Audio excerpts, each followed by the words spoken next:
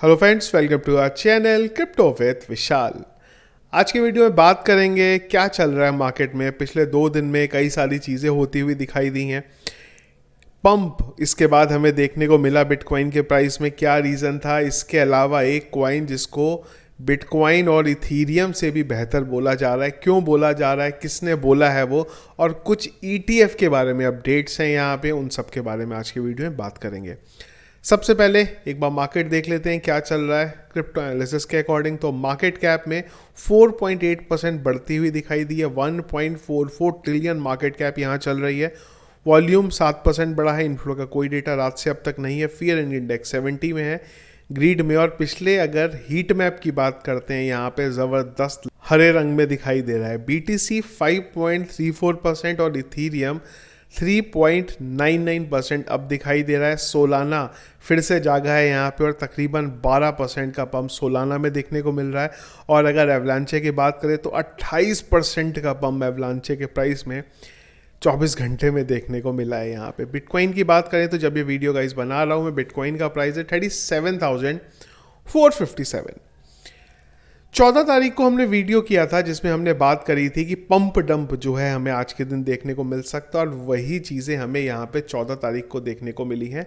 14 तारीख को बिटकॉइन ने 34,600 के नियर अबाउट तक बिटकॉइन आया। CPI का डेटा रीज़न था। हमने सारी चीज़ों की डिटेल में बात करी थी कि CPI का डेटा अगर 3.3 से नीचे आता है पंप देखने को मिलेगा, और एक डंप ज़रूर देखने को मिला, और वो प्योरली लिक्विडेशन का रीज़न था। क्योंकि अगर आप 14 तारीख को देखें तो करीब $340 मिलियन का लिक्विडेशन हुआ है, जिसमें अकेले लॉन्ग को 291 मिलियन का जो लॉन्ग था वो लिक्विडेट किया। इसके बाद मार्केट यहाँ से रिकवर हुआ और उसके बाद बिटकॉइन ने फिर से 38,000 को टच करा।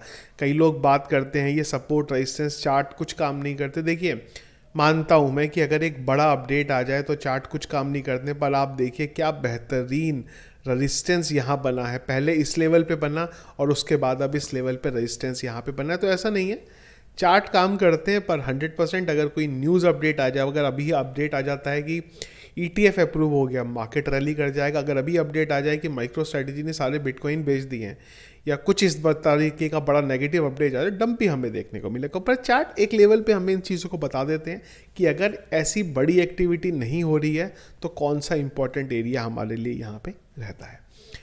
क्या हुआ डंप के पीछे का हमने रीज़न बात करी, मैनिपुलेशन हुआ। एक और ब्लैक रॉक की तरफ से भी यहाँ पे अपडेट निकल के आया था जिसका एक हमें डंप देखने को मिला। तो ब्लैक रॉक का बोलना है कि USDT और USDC जैसे स्टेबल कॉइन जो हैं उनकी वजह से बिटकॉइन में एक देखिए रिस्क बनता है यहाँ पे। और मेरा मानना है कि बिल्कुल ठीक है ब्लैक रॉक यहाँ पे। अगर इंस्टीट्यूशंस को अपना इन्वेस्टमेंट करना है तो वो स्टेबल कॉइन के भरोसे नहीं कर सकते। कल को अगर स्टेबल कॉइन को कुछ हुआ तो कौन इसका रिस्पॉन्सिबल होगा भाई। अगर कोई इंस्टीट्यूशन बिलियंस में या ट्रिलियन में पैसा खर्च करने वाला है तो वो इस चीज़ों के बारे में थोड़ा अवेयर रहेगा कि ये स्टेबल कॉइन हमारे लिए रिस्क खड़े कर सकते हैं।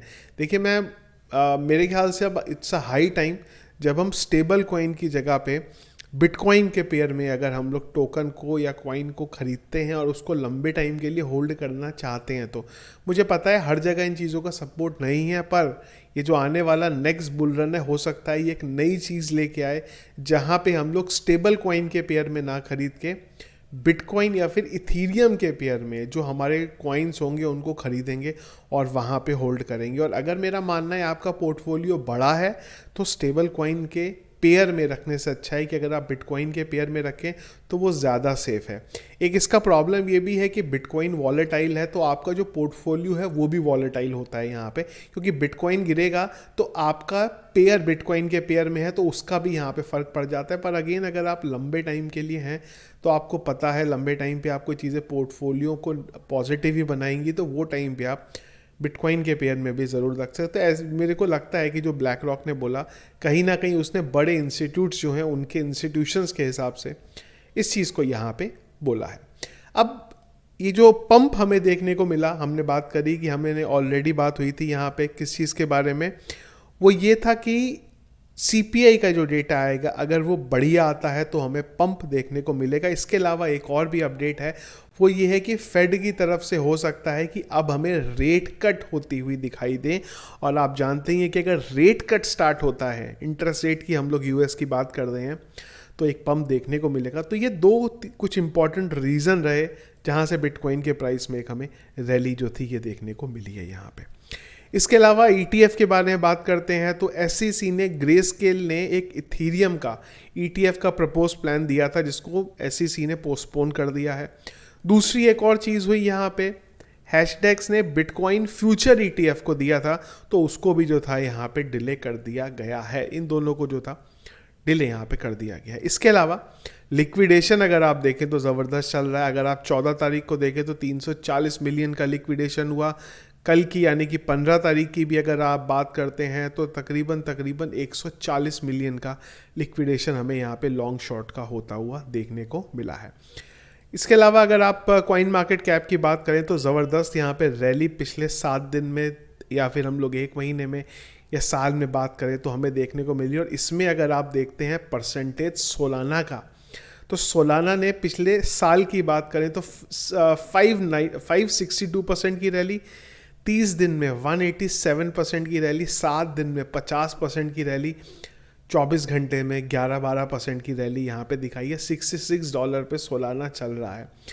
देखिए जब सोलाना डाउन था मैंने तब भी आप लोगों को बोला था, मेरी लिस्ट में हमेशा से सोलाना है, वो टाइम पे भी हमने सोलाना के बारे में बात करी है। पर अभी इम्पॉर्टेंट चीज़ ये है कि अब लोग भी इसके बारे में बात करने लगे। और अब क्वेश्चन मेरा ये आता है कि जब सोलाना क्रैश हो रहा था, जब सोलाना $15 $20 पे पहुंच गया हुआ था, तब क्यों इस बारे में बात नहीं की जाती थी कि सोलाना इथीरियम और बिटकॉइन से भी बेहतर है। और ये बोलने वाली है आर्क इन्वेस्ट की CEO कैथी वुड। और कैथी वुड हमेशा से मैंने आपको बोला एक अलग तरीके से चलती हैं। जब भी कॉइन बेस के स्टॉक डाउन होते हैं कैथी वुड सामने आती हैं और कॉइन बेस के स्टॉक खरीद लेती हैं, क्योंकि उनको लगता है बिटकॉइन आने वाले टाइम में बहुत कुछ करने वाला है। और कैथी वुड का प्रेडिक्शन ही अलग लेवल पे चलता है। वो तो मिलियंस पे बिटकॉइन के प्राइस को उनका मानना है बहुत जल्दी होता हुआ दिखाई देगा। और अब इनका मानना है स्पीड की वजह से जो ट्रांजैक्शन हो रहे हैं, जो फास्ट है, कॉस्ट इफेक्टिव है, उस वजह से इनका मानना है कि सोलाना जो है इथीरियम और बिटकॉइन से भी ज़्यादा बेहतर है। और इस वजह से भी सोलाना के प्राइस में फिर से एक सडन हमें रैली देखने को मिली है। पर मेरा क्वेश्चन ये है कि जब सोलाना क्रैश हो रहा था तब ये कहाँ थी? जब सोलाना का नेटवर्क डाउन होता था, कंजेशन आता था, सोलाना के बारे में नेगेटिविटी फैली हुई थी, FTX की वजह से सोलाना ने वो जो मुकाम था हासिल किया था लास्ट बुल रन में। और उसका सबसे बड़ा रीज़न FTX था। जब FTX बंद हुआ, सोलाना क्रैश हुआ, तब सब लोग कहाँ थे? अब जब सोलाना बढ़ रहा है तो बात हो रही है कि सोलाना बिटकॉइन और इथीरियम को भी जो है उनसे भी ज़्यादा बेहतर है। पर जब सोलाना का ख़राब समय था तब कोई नहीं आया। पर अब जब सोलाना बढ़ रहा है तो लोगों के पोर्टफोलियो में सोलाना ऐड होना शुरू हो गया। पर अगर आपने वो टाइम पे जब सोलाना क्रैश हुआ था रखा था, जब हम सोलाना के साथ थे, तब आप सोलाना के साथ थे, आपने बाय करा तो डेफिनेटली अब आपको बहुत अच्छा प्रॉफिट सोलाना के प्राइस में होगा। कई लोगों का क्वेश्चन ये आ रहा है कि क्या करें सोलाना के साथ, क्या सोलाना को बेच दें? देखिए मेरा मानना है कि सोलाना अगले बुल रन में ज़बरदस्त रैली आपको देके जाएगा। अब अगर आप लंबे टाइम के लिए पोर्टफोलियो पे हैं तो मेरा मानना है ये जल्दी बेचना, होल्ड, ये फिर खरीदना, इससे अच्छा ये है कि आप उसको होल्ड करके रख दें। हो सकता है यहाँ से सोलाना एक करेक्शन ले क्योंकि ऑलरेडी बहुत पंप हो गया। पर अगर लंबे टाइम के लिए आप हैं तो बार बार उसको ख़रीदने बेचने से मेरा मानना है कि आप उसको होल्ड करके रखें थोड़े टाइम तक।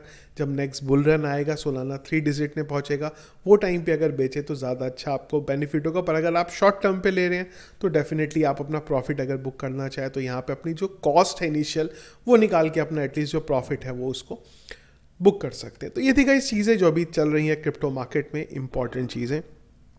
सोलाना के बारे में आप लोगों का क्या ओपिनियन है? क्या आप भी कैथी वुड के साथ हैं या आपको लगता है नहीं यार बस सोलाना का प्राइस पंप हो रहा है इसलिए ये सारे के सारे अभी बात कर रहे हैं और जब सोलाना डंप हो जाएगा फिर सारे के सारे गायब हो जाएंगे?